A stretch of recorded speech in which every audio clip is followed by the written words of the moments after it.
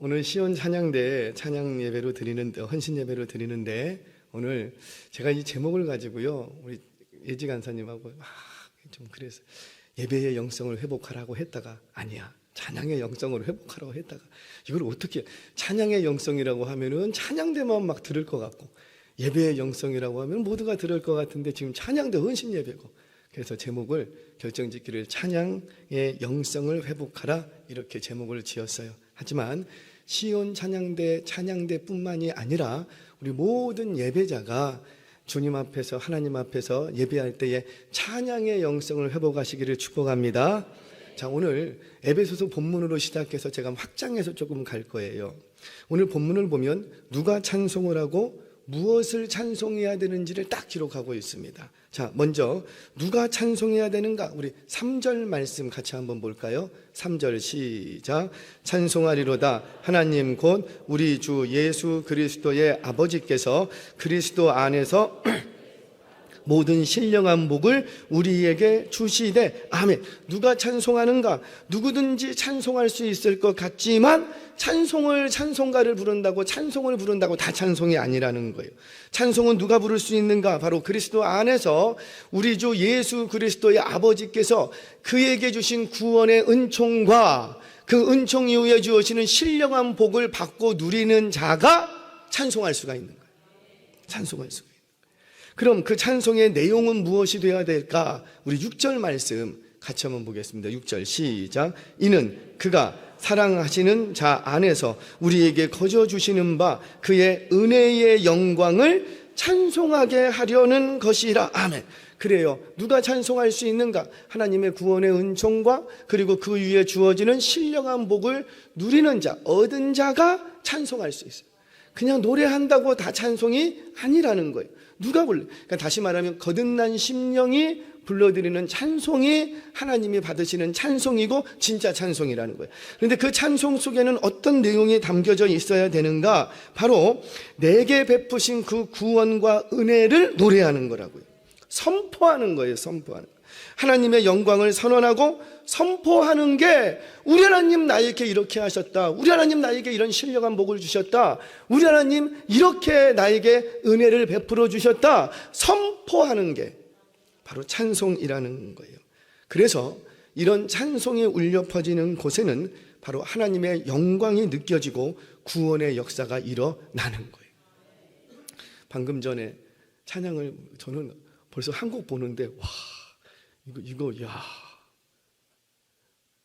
왜 웃는 건데? 너무 막 가슴이 떨리고 막 저는 이런 찬양 들으면 그래서 앉아 있으면서 제 머릿속에는 이거 100명이 돼야 되는데 100명이 부르면 어떤 분위기일까? 지금 한 40명? 그런데 만약에 100명이 이렇게 부른다면 여기가 어떻게 될까? 우리 막 하나님께 영광의 박수 돌리십시다. 말 안 해도 막 박수 치잖아요. 왜? 우리 하나님은 정말 멋지다는 거예요. 그런데 100명이 여기에 다 이 예배당을 꽉 채우는 소리가 성령은 소리 가운데 역사하십니다. 세미한 소리가 됐든 큰 소리가 됐든 부르짖는 소리가 됐든 나팔 소리가 됐든 성경을 보면 소리 가운데 성령이 역사하시는데 우리 찬양대가 한 100명이 쫙 연주와 화려한 게 아니라 그 웅장함이 그 위험스러움이 우리에게 압도되지 않겠냐고요. 근데 그 자리에 다 누군가 마음이 슬프고 괴롭고 예수님을 믿을까 말까 믿을 말까 그런 분이 여기 딱 오셨다. 그러면 어떻게 될까요? 이거는 바로 믿는 거야. 왜? 하나님의 영광에 압도된. 와, 뭔가가 여러분 영성이 있는 찬양을 들으면은요 뭔가 가슴에 와닿는 게 있다고. 우리 다 그렇게 느끼지 않아요? 좀 이따 영성 얘기를 할 건데 우리가 느끼게 된다고요. 자, 바로 이렇게 하나님의 영광이 선포되는 그 찬양의 현장에는 반드시 하나님의 영광이 느껴지고 구원의 역사가 일어나는 거예요. 왜? 바로 우리는 그곳에서 하나님의 영광을 노래했기 때문이에요. 자, 그럼 간단하게 정리가 되죠. 우리가 찬양을 부르는 이유는 뭐라? 바로 이곳에 하나님의 영광이 나타나는 거예요. 성령의 임재예요. 그러니까 우리가 찬양을 부르는 이유는 명백한 목적과 의도가 있어요.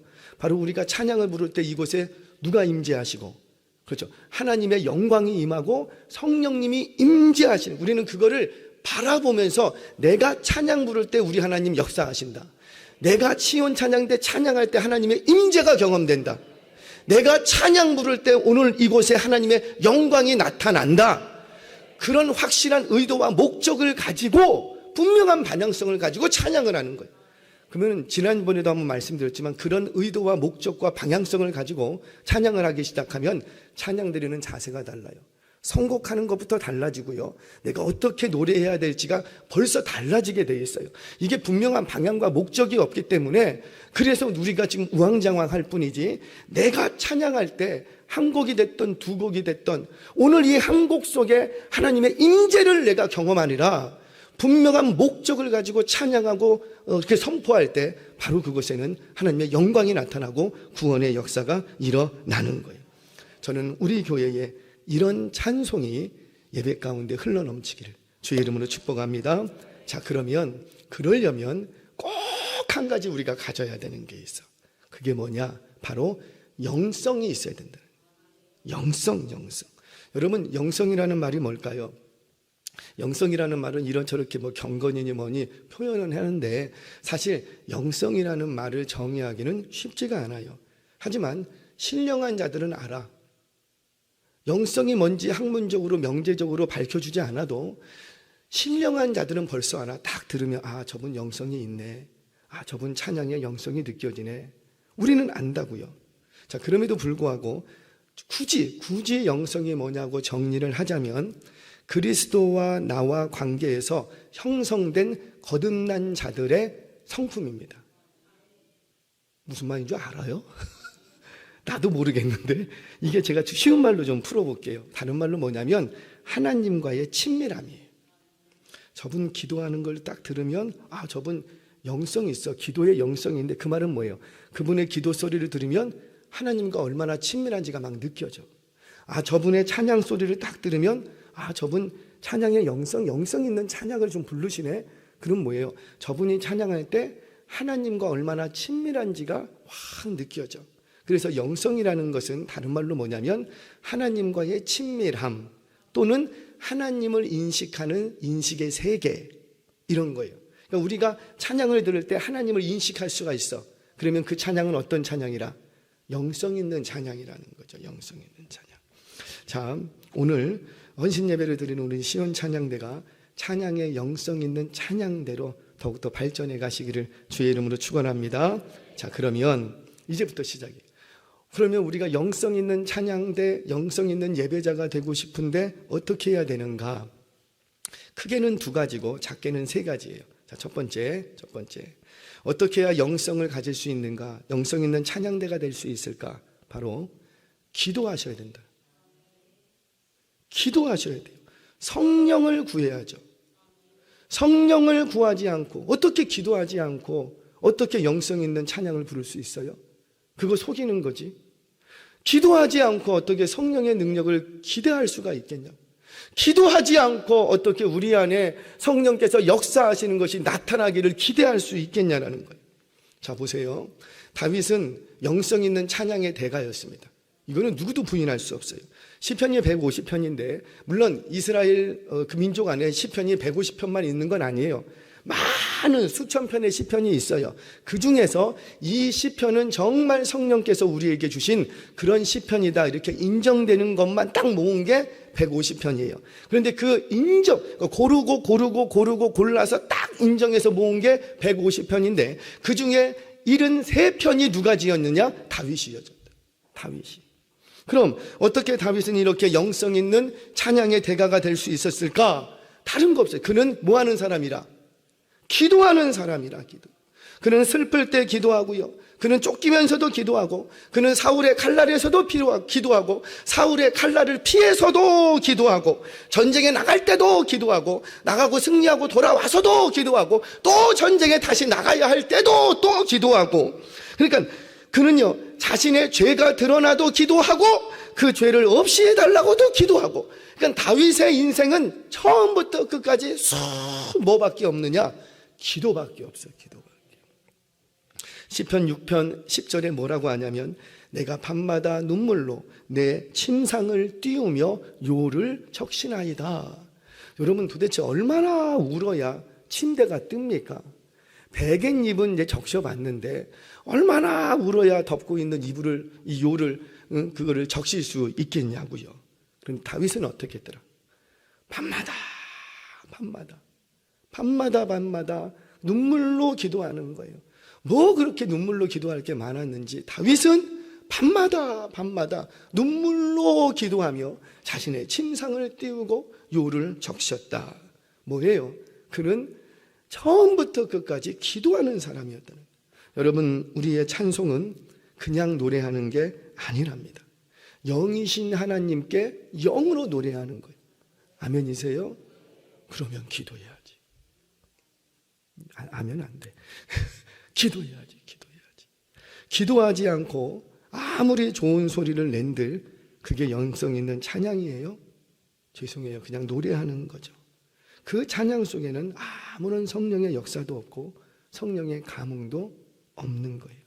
사랑하는 우리 찬양대원 여러분, 특별히 이 자리에 함께 있는 예배하시는 여러분, 우리 모두 기도하는 예배자가 되셔서 여러분들의 찬양이 영성 있는 찬양이 되시기를 주의 이름으로 축원합니다. 자, 첫 번째, 영성 있는 찬양이 되려면 기도해야 된다. 기도. 자, 두 번째, 내가 영성 있는 찬양을 하려면 헌신하셔야 돼요. 헌신하셔야 돼요. 오늘 뭐 하죠? 헌신 예배. 새신제 예배도 아니고 헌신 예배. 진짜 헌신하시. 저는 헌신 예배를 드릴 때마다 이게 연례 행사가 되지 않았으면 좋겠어요. 정말 우리의 마음이 이번 기회에 다시 동여매자, 다시 하나님 앞에 헌신을 결단하는 시간이 되시기를 축복합니다. 자, 그러면 헌신해야 영성 있는 찬양을 할 수가 있는, 헌신해야 영성이 생기는, 헌신이 없는 곳엔 영성 없습니다. 절대 없습니다. 자, 그러면 헌신한다는 게 뭘까? 제가 오늘 구체적으로 두 가지를 적용적인 면에서 할 거예요. 제가 올라오기 전에 엄청 고민을 했어요. 어제 설교를 3번 바꿨어요. 그래서 제가 좀 늦게 들어갔는데 3번. 이 시원 찬양인데 헌신 예배 때문에. 원래 본문이 따로 있었는데 그거를 뒤집어 엎고 상관 다시 했어. 했다가 아무래도 이러면 성도들이 시원 찬양대 막 다음부터 찬양대 안 할 것 같아. 그래갖고 다시 또 성경을 또 바꿨어요. 바꾸고 교정하다가 아니야. 그래도 해야지. 은혜로 들으시기 바랍니다. 우리가 헌신한다는 거 뭐냐? 제가 두 가지만 얘기하겠습니다. 첫 번째, 자리를 지키는 거예요. 이건 다른 말로 사명으로 생각하라는 거예요. 자리를 지키는 게 헌신입니다. 자리를 지키는 게. 내가 좋아서만 하시면 안 된다는 거예요. 내가 싫어할지라도 내가 지금 형편을 보면, 내 형편을 보면 도저히 감당하기가 어려워. 그런 자리라 할지라도 사명으로 감당하고 그 자리를 지키는 거예요. 그래서 헌신이라는 게 필요합니다. 여러분 생각해 보세요. 내가 얼마든지 감당할 수 있고 이거 하는 게 너무 즐거워. 내가 정말 내가 하는데 이게 정말 즐겁고 내가 하고 싶은 거야. 그러면 헌신이 필요 있어요, 없어요? 없어요. 그냥 한다고요. 그럼 헌신이 필요한 경우는 어떤 경우예요? 헌신은 정말 내가 하기 싫어. 그런데 정말 내가 할 수 있는 형편도 안 돼. 그런데 하나님이 주신 선물이라고 생각하고 성령의 강권하심으로 그 자리를 지켜가는 거예요. 그렇기 때문에 헌신이 필요하다는 거예요. 여러분, 예배에 오늘 찬양대뿐만이 아니에요. 모든 우리 예배자들에게 부탁드립니다. 이 저녁에는 믿음들이 있으시니까. 사랑하는 여러분, 예배에 직접적인 관련이 있는 분들은 정말 그 자리에서 헌신하셔야 돼요. 그 자리를 지켜야 돼요. 예를 들어 볼게요. 요즘 이래저래 가을이고 막 하다 보니까 여기저기서 청첩장이 이렇게 날라와요. 결혼식 시즌 아닙니까? 요즘 시즌. 그런데 하필이면 주일날이 결혼식이 있어. 그래요. 그런데 이 한 집사님이 결혼식을 못 가겠대. 왜? 나는 주일학교 교사라는 거. 나는 주일학교 교사라서 나는 주일날 결혼식을 못 가겠대. 한 집사님이 주일날 결혼식인데 결혼식을 못 가겠대. 왜? 나는 찬양대원이기 때문에 주일날 결혼식에 못 가겠다는 거예요. 여러분 세상에서 교회 찬양대원, 교회 주일학교 교사 뭐 대단하게 봐줍니까? 아니에요. 세상 사람들은 대단하게 안 봐줘. 그런데 누가 대단하게 봐줘요? 어떻게 아세요? 너무 기특한 거예요. 너무 이쁘고 귀한 거예요. 물론 세상 사람들은 주일학교 교사 그거 뭐 임용고시 본 것도 아닌데 뭘 대단하게 찬양대 뭐 찬양대원 뭐 오디션 봐갖고 뭐 몇십 대 일로 들어간 것들이 세상에서는 별로 귀하게 생각하지 않을 수 있어요. 그러나 그 자리를 누가 귀하게 여기더라? 하나님. 너무 기특한 거예요. 그 자리를 지키고 있는 걸 보면. 여러분 주일에 결혼식이 있어요. 없으면 좋겠는데 있을 때가 있죠. 그런데 내가 꼭 그 자리에 참석해야 그 사람과의 관계가 유지된다. 여러분 그래서 결혼식장 갑니까? 사실은 아니에요. 내가 오늘 이 자리에 안 가면 저 사람하고 완전히 등지고 관계 끊어져. 그게 무서워서 결혼식장 갑니까? 아니잖아요. 뭐 때문에 가는 거예요? 그렇죠. 대부분 면 때문에 내가 그냥 친분이 있고 어떤 체면이 있기 때문에 가는 거지 내가 여기 안 가면 저 사람하고 관계 끊어져서 내 삶이 어려워져 그래서 가는 경우 없어요. 물론 옛날에는 그랬어요. 회사 과장님 아들이 결혼을 한대. 그러면 밑에 있는 직원들은 어떻게 해야 돼요? 무조건 가야 돼. 왜? 안 가면 어떻게 되니까? 과장한테 찍혀. 그러면 진급하는데 어려워져. 우리 가정이 힘들어져. 그러니까 뭐예요? 그 관계 지키려고 거기 가요. 여러분, 내가 어떤 관계를 지키기 위해서 거기 간다면 그거 가지 마세요. 그런 관계는 애초에 맺지 않는 게 좋아요. 그 잘못된 관계라는 거예요. 잘못된 관계. 우리가 보통 가는 이유가 뭐냐면 친분 때문에, 체면 때문에 가는 거지 그하고의 어떤 이번에 안 가면 관계가 끊어질 것 같아서 가는 경우는 거의 없는 거예요. 거의 없는. 그런데 우리는 어떻게 생각합니까? 그 자리에 안 가면 뭐 큰일 날 것처럼 생각하는 경향이 있어요. 사실 상대편에서는요, 어때요? 자식 결혼하는데 내가 참석하고 안 하고 별로 관심 있어요, 없어요? 사실은 관심 없어. 관심 있는 건 딱 하나. 얼마나 이게 날라올 것이냐, 그거나 뭐 관심 있는 거지. 굳이 그분이 오고 안 오시면 사실 크게 결혼식 당일날 얼마나 정신이 없어요. 그 정신이 있습니까? 왔는지 안 왔는지만 헷갈리기도 하고 별로 관심 없어요. 그런데 친분이 있기 때문에 우리는 가는 거죠. 그런데 그 결혼식이 주일이야. 또 내가 찬양대원이야. 내가 주일학교 교사야. 그러면 어때요? 그 청첩장을 받아드는 순간 마음이 너무 힘들어. 그래요, 안 그래요? 마음이 너무 힘들어. 내가 안 가자니 미안하고 가자니 내가 찬양대원이고 주일학교 교사인데 내가 어떻게 마음이 너무 힘들어. 사랑하는 여러분, 제가 그때 좋은 방법 하나를 알려줄게요. 이러면 자유할 수 있어. 제가 신학교 다닐 때 우리 교수님이 알려주셨던 방식이에요. 이건 제가 해보니까 최고야, 최고. 이거 하면 모든 거 다 끝나. 제가 오늘 비밀을 알려드립니다. 주일에 결혼식이 있으면 어떻게 해야 되느냐? 하루 이틀 전에 가세요. 한 이틀 전에 가면 딱 좋아요. 이틀이나 3일 전에 가세요. 갈 때 그냥 가지 말고 선물 2손 가득 안고 가세요. 가득 안고 가서 그리고 얘기하는 거예요. 형님, 제가 정말 이번 결혼식에 꼭 참석하고 싶은데 축하해주고 싶은데 제가 주일학교 교사입니다. 아주머니, 제가 정말 축하해주고 싶은데 내가 정말 가서 축하해주고 싶은데 내가 주일 찬양대 찬양대원입니다. 글쎄 교회에서 나 없으면 예배를 못 드린다네. 나 없으면 찬양대가 안 된대요. 안 된대요. 나 없으면 주일학교 예배를 못 드린대. 그래서 제가 먼저 너무 미안해서 왔습니다. 이거 받으세요. 봉투를 딱. 그러면 어떤 사람이 무슨 소리냐고, 이게 뭐냐고, 이런 거 안 받는다고, 썩 필요 없다고, 가라고. 당신 결혼식이 안 오면 나하고 관계 끊는 줄 알아. 그런 사람 있어요, 없어요? 절대 없어. 절대. 결혼식 당일날 온 사람 안 온 사람 기억도 안 나도 3일 전에 이틀 전에 먼저 와서 동보통 갖다 주고 가면 그 사람 반드시 기억합니다. 그 사람은 왔다라는 거예요. 사랑하는 여러분, 그만큼 예배에 직접적인 관련이 있는 봉사의 자리는 사실 너무너무 중요한 거예요. 정말이요. 계셔야 될 분이 안 계시면 예배가 힘들어져. 찬양이 힘들어져. 연주해야 될 연주하는 분들이 안 계시면 힘들어. 할렐루야. 나만 힘든가?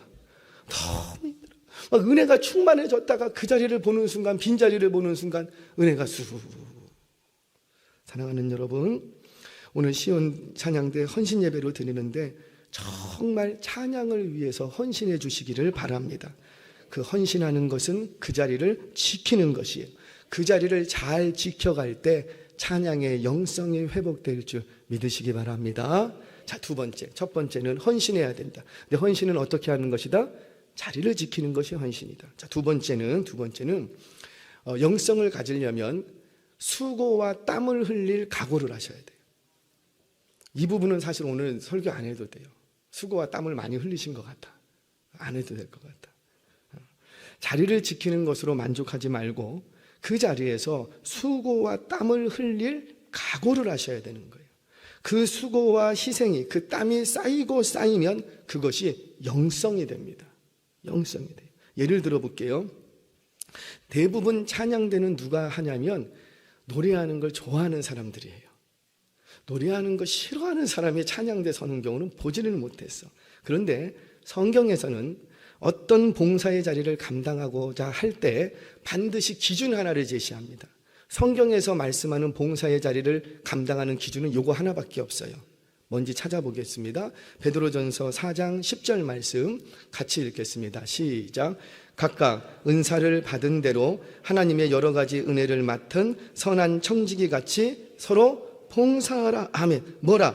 각각 받은 은사대로 서로 봉사하라. 이거 기준이 이거 하나밖에 없어. 성경 어디에도 너가 좋아하는 거 그거 봉사해라 이런 말씀 있어요, 없어요? 없어요. 너가 좋아하는 거 그거 봉사해라 절대 없어요. 성경에서 말하는 봉사의 기준은, 섬김의 기준은 명확합니다. 각각 받은 은사대로 하라는 거예요. 자, 그러면 받은 은사대로라는 게 무슨 말이에요? 잘할 수 있는 것, 잘하고 있는 것. 내가 요구하면 나는 이거는 잘할 수 있을 것 같아. 조금 부족해도 내가 조금만 더 노력하면 잘할 수 있을 것 같아. 그게 바로 받은 은사대래요. 그런데 잘하는 건, 잘할 수 있는 그것이 내가 좋아하는 것이면 최고지. 그렇잖아요. 그런데 대부분의 사람은 그렇지 못합니다. 내가 잘할 수 있다고 해서 그거를 좋아하느냐? 사실 그건 또 좀 다른 문제거든요. 예를 들어서 공부를 잘하는 자녀가 있어요. 그 공부를 잘한다고 그 자녀는 공부하는 걸 좋아합니까? 물론 공부하는 자체가 좋아서 잘하는 사람도 있겠지만 대부분 우리 아이들은요, 어때요? 공부를 아무리 잘한다고 할지라도 공부를 좋아하는 아이들은 별로 없어. 여러분 마찬가지입니다. 여러분들이 가장 잘할 수 있는 게 뭘까요? 여러분들이 잘할 수 있는 거, 나 요거 하면 그래도 그냥 잘해낼 수 있어. 그게 뭐예요? 나 요거는 좀 잘하고 있어. 그게 뭡니까? 지금 여러분들이 하고 있는 일, 지금 내가 하고 있는 일, 생업, 그거는 어때요? 그거는 내가 비록 좋아하지 않을지라도 내가 다른 일은 못해도 그거는 잘할 수가 있는 거예요. 그리고 조금만 노력하면 더 잘할 수도 있고. 그게 뭐예요? 내가 부정하고 싶지만 이미 그 내가 가진 생업의 현장, 직업, 어떤 재능, 그 속에 다 하나님이 주신 은사가 담겨져 버린 거예요. 여러분이 지금 하고 있는 일, 그거 못하는 사람 누가 있습니까? 못하면 그 일 하겠어요? 때려쳤지. 그래서 내가 이 일을 잘해. 왜? 세월이 벌써 해온 일이 10년이 넘어, 10년이. 그래서 내가 이 일을 잘해. 그렇다고 해서 내가 하는 직업을 다 좋아합니까? 그건 또 아니라고요. 그런데 제일 행복한 사람은 누구예요? 자기가 잘할 수 있는 일, 잘하고 있는 일, 그 일이 너무 좋아. 그러면 그 사람을 따라올 사람이 있어요, 없어요? 그거는 없는 거예요. 주님이 말씀하시는 게 바로 그거예요. 그거. 주의 일도 내가 싫어하지만, 정말 피하고 싶지만 그거 하면 시간에 매어야 되고 피곤해져. 그런데 내게 은사가 있어, 실력이 있어. 내가 지금은 조금 부족해도 내가 조금만 더 하면은 훨씬 잘할 수 있어. 나 저거 하면 잘할 수 있어. 그거 하라는 거예요. 그거 하라는 거예요. 내가 그 분야에 배운 것도 조금 있고, 내가 그 분야에 실력이 있고, 아니면 지금 당장은 실력이 부족해도 내가 앞으로 그 봉사를 감당하기 위해서 조금만 더 수고하고 노력하면 내가 감당할 수 있겠다. 그러면 그거 하라는 거예요. 그래서 헌신한다는 건 뭐냐면 수고와 땀 흘릴 각오를 하셔야 돼요.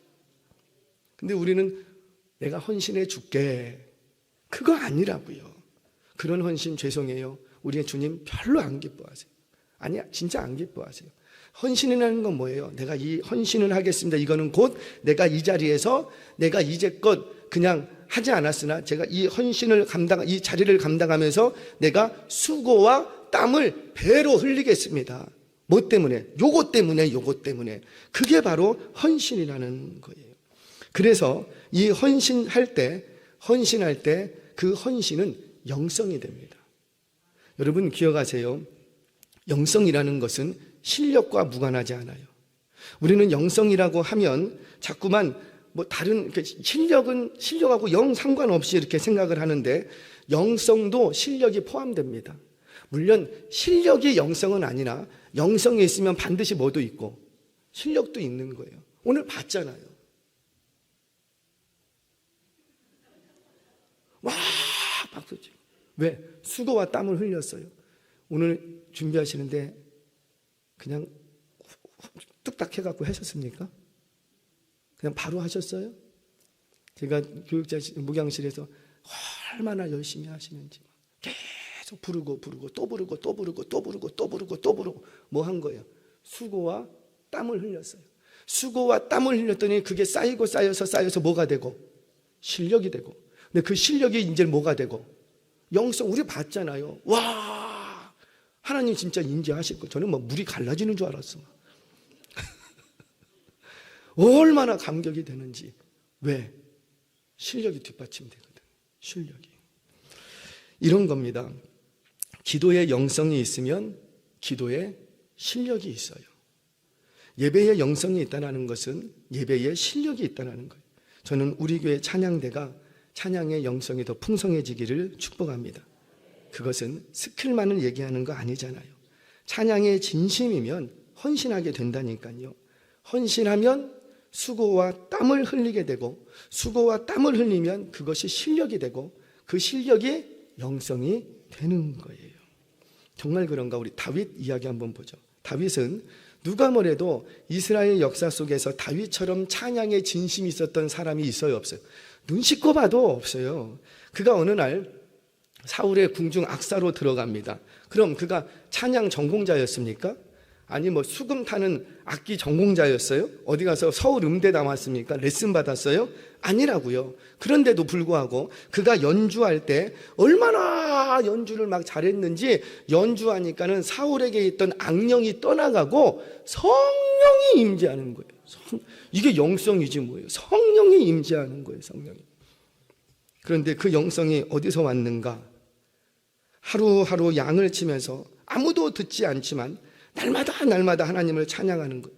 날마다 하나님을 찬양하면서 내가 어떻게 해야지 더 찬양을 잘할 수 있을까? 때로는 풀피리를 가지고 이렇게 부르고, 이것도 괜찮은데 내가 또 어떻게 더 멋지게 찬양할 수, 그거 찬양한다고 누가 듣는 사람 있어요, 없어요? 없어요. 광야에서 듣는 거라고는 양밖에 없어. 광야에 버스킹을 했던 사람이 누구냐면 다윗이야, 다윗. 아무도 듣지 않아. 그런데 거기서 풀피리를 불어보고, 야, 풀피리보다 야, 수금 한번, 하프를 한번 타볼까? 내가 하프를 칠 줄 없는데 이거 어떻게 해야 되지? 여러분, 어떤 것을 연주하려면 그게 하루아침에 됩니까? 안 되는 거예요. 아마 저는 다윗은요, 이 손이 다 부르트고 굳은 살이 다 베고 다 까지기를 몇 번씩 까졌을 거예요. 왜? 때로는 물매 연습해야지. 또 시간 나면은 또 뭐 해야 돼요? 수금을 타야지. 얼마나 수금을 탔으면, 잘 타면 그냥 이렇게 리리리 하는데 막 성령이 막 불같이 임한다니까. 어떻게 그럴 수 있냐고. 뭐가 뒷받침되니까? 실력. 근데 그 실력이 어디서 왔다? 날마다 조금씩 수고하고 땀을 흘렸던 그것이 쌓여서 마침내 하나님이 들어쓰시며 하나님의 성령을 임재케 만드는 그런 찬양의 대가가 됐다는 거예요. 사랑하는 여러분, 정말 영성 있는 찬양을 원하신다면 수고와 땀을 흘리시기를 바랍니다. 그게 진짜 헌신이라고요. 그렇게 헌신할 때 그 헌신은 영성이 되고, 여러분들의 영성 있는 찬양은 또 다른 누군가를 하나님 앞에 세우는 구원의 나팔이 될 줄로 믿습니다. 한 가지 이야기 말하고 마칩니다. 6.25 피난길에 있었던 일이에요. 이거 실화입니다. 1950년 어느 날 38선을 이렇게 넘어오는데, 38선을 이제 이렇게 넘어서 남하하던 그 민간 복장의 간첩들이 그 유엔군에 의해서 발각이 돼서 체포가 됐습니다. 일시에 다 체포가 됐어요. 이들의 주 임무가 뭐였냐면, 그 피난민들 틈에 섞여서 남쪽으로 내려가라. 남쪽으로 내려가서 유엔군과 우리 국군이 어디로 부대가 이동하는지 그거를 파악을 하고, 그리고 기회가 되면 주요 인사를 이제 죽여라, 암살해라. 이게 그들의 주 임무였어요. 이 임무를 띠고 민간인 복장으로 해서 그 피난민 틈에 이렇게 섞여서 이렇게 내려오고 있어서 그거를 유엔이 딱 유엔의 첩보원들이 딱 잡아낸 거예요. 그런데 이들을 잡아냈는데 문제는 뭐냐면 우리 군이 후퇴하는 상황이었다고요. 그러니까 후퇴하는 상황이니까 후퇴하면서 이 포로들까지 관리하고 어떻게 이런 추스릴 겨를이 없어. 그래서 유엔군에서 결정 내린 게 뭐냐면 그때 발각된 모든 간첩들은 다 죽여라. 사형시켜라.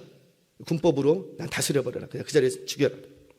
그때 유엔 장교가 이 명령을 받고 민간인 복장의 간첩들을요 모두 데려다가 사형을 시키려고 딱 합니다. 그때 간첩들을 사형시키려고 하다가 이 유엔 장교가 무슨 마음이었는지 통역하는 장교한테 그런 거예요. 여기 교회 다니는 사람이 있으면 나와봐라. 아마 교회 다니는 사람 좀 살려주고 싶었나 보죠. 교회 다니는 사람 나와라. 근데 통역 장교가 이렇게 보고 하는데 이 간첩들이 눈치가 팔단이야. 얼마나 눈치가 빠른지 이렇게 보더니 교회 다니는 사람 살려주려고 하는구나. 그래갖고 눈치를 채고 이 간첩, 민간인 복장의 간첩이 막 십자가를 그리면서 막 기도하는 흉내를 내. 근데 옆에 있던 다른 간첩들도 이렇게 보니까 이거 눈치가 딱 챈 거예요. 그러니까 너도 나도 다 뭐 하는 거예요? 살려고 막 가슴에 십자가를 그리고 막 기도하는 척하는 거예요. 그러니까 통역 장교가 이렇게 보니까 이거 새빨간 거짓말들이야. 이거 가짜야, 가짜. 그래갖고 유엔 장교한테 얘기를 합니다. 이거 가짜인 것 같은데 어떻게 할까요? 그랬더니 유엔 장교가 딱 그러는 거예요. 너희들 정말 교회를 다닌다면 찬송가를 부를 수 있을 것이다. 찬송가를 정확히 한 곡이라도 부를 수 있다면 그런 사람만 나와라. 나왔을까요? 안 나왔을까요? 여러분들하고 똑같은 것 같아요. 찬송가 한 곡 완전히 외우고 계시죠? 나오라니까 한 명도 못 나와. 한 명도. 왜? 얘네들은 예수를 안 믿어. 교회를 가본 적도 없고. 그런데 그때 한 간첩이 이렇게 나옵니다. 그리고 이렇게 나오면서 불렀던 찬송이 있어요.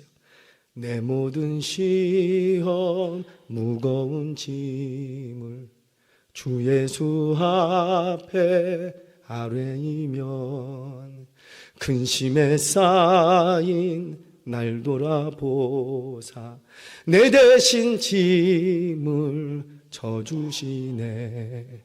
무거운 짐을 나 홀로 지고 견디다 못해 쓰러질 때 불쌍히 여겨 구원의 주리 은혜의 주니 오직 예수. 2절을 불러요. 내 모든 죄. 3절을 부르고 그러면서 쫙 나오는 거예요. 그 다음에 4절까지 부릅니다. 근데 4절을 부르면서 눈물을 펑펑 흘리는 거예요. 어때요? 이 사람 진짜다, 진짜. 이 사람만 살려줘! 그래서 그 생사의 갈림길에서 이 간첩만 살아남습니다. 그런데 놀라지 마세요. 이야기가 여기서 끝이 아니에요.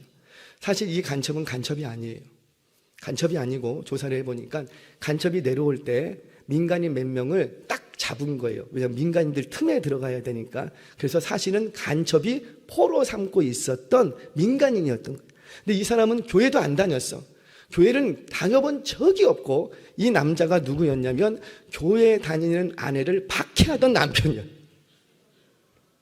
박해하던 남편. 아내가 남편에게 박해를 받으면서 몰래 교회를 다닙니다.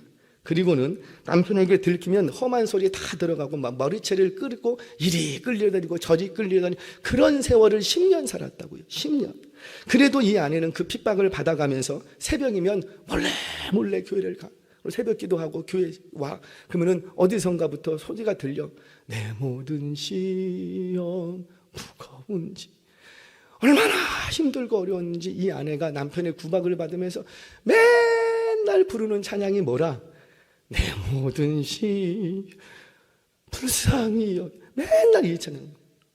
그러니까 이 남편이 야, 니는 그렇게 교회를 다니면서 그거 노래 하나 그거 하나밖에 배운 게 없냐? 핀자를 주는 거예요. 그때 아내가 얘기합니다. 아니라고. 나는 교회 다니면서 내가 그렇게 내가 노래만 이 교회 가서 찬양만 부른 게 아니라 당신이 목사 되게 해달라고 기도하고 있다고. 그 남편이 열이 받은 거예요. 뚜껑이 열려. 이게 무슨 말이냐고. 내가 실성했냐 목사가 되게? 그런데 서당계 3년이면은 풍어를 읊는다고. 생사의 갈림길에서 아내가 항상 불렀던 그 찬양이 자신의 귓가에 남아서 뇌리에 박혀서 그 순간, 사실 그것도 성령께서 역사해 주신 거지. 그 순간에 생각 안 났으면 가버렸다고요. 성령께서 만져주신, 거기서 찬양이 터져 나온 거예요. 그 찬양이 자신의 생명을 구원하더라고요. 그런데 더 놀라운 사실은, 그러면 왜 그렇게 노래하면서 울었냐고 물었더니 사연이 있어. 6.25가 터지자 아내는 남편에게, 자기 그렇게 구박했던 남편이라고, 그런데 남편이 어찌 되면 안 된다고 먼저 피난 가라고. 지금 피난 날아가는데 당신 먼저 내려가고 내가 애들 추스리고 내가 살림 정리해서 내가 뒤쫓아 빨리 갈 테니까 우리 어디서 보자고. 남편 살리려고 남편을 먼저 보냈어. 근데 그 먼저 내려갔던 남편이 간첩들에게 딱 붙들려 갖고 지금 여기까지 오게 된 거예요. 그런데 4절 찬양을 부르면서 미처 피난을 나오지 못한 내가 그렇게 구박했던 아내가 떠오르더래요. 뭐 그 순간에 예수님이 떠오르는 게 아니고 아내가. 그래서 4절 찬양을 부르면서 펑펑 울었다. 안타깝게도 이 부부는 그게 끝이었어요. 못 만납니다. 지금까지도 못 만납니다. 그리고 이 남편은 남쪽으로 내려와서 혼자 살아요. 그러면서 목사님이 됐어요. 아내의 기도 그대로 목사님이 되는 거예요. 그리고 지금은 연세가 많아서 제대로 걷지도 못해요. 그런데 시간만 나면은 철책선에 가서 그 철책선 앞에서 지금도 노래하고 있답니다. 내 모든 시험 무거운지. 사랑하는 여러분, 영성 있는 찬양이 생명을 살리는 거예요. 예배의 시작은 찬양에 있답니다. 예배가 살아날 때 찬양이 살아나는 거예요. 찬양이 살아나야 예배가 살아나는 거예요. 영성 있는 찬양이 울려 퍼지는 그곳에는 반드시 죽은 예배가 살아나고 죽은 영혼이 다시 생명을 얻는 거예요.